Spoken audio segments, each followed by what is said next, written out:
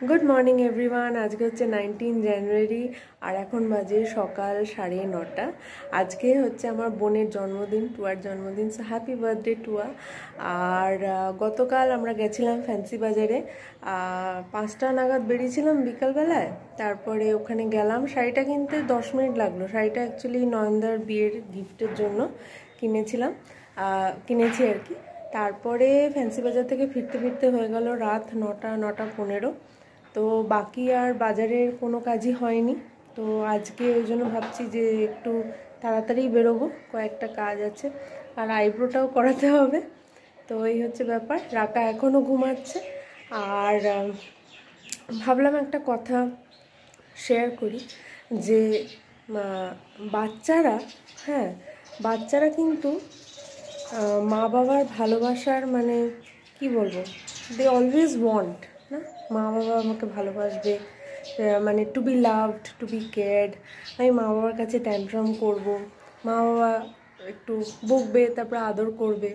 তো এই জিনিসটার মানে মানে মানে কি বলবো, ইচ্ছাটা, এই জিনিসটা পাওয়ার ইচ্ছাটা সব বাচ্চাদের মধ্যে থাকে।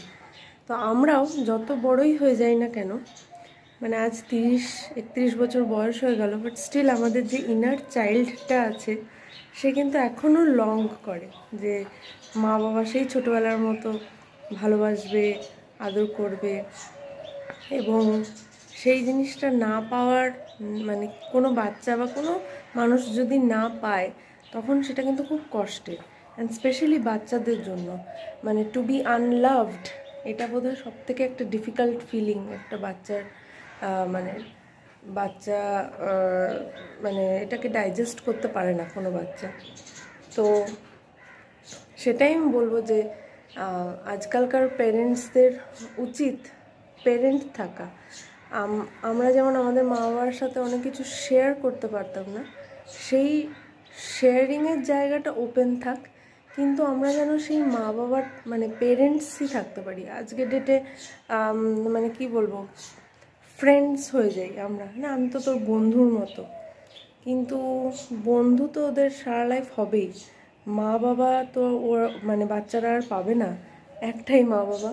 এবং আই থিঙ্ক পেরেন্টসদের উচিত নিজেদেরকে পেরেন্টস হিসাবেই রাখা, and at the same time তারা যাতে সব রকম কনভারসেশন ওপেনলি করতে পারে সেটার একটা দরজা খুলে রাখা।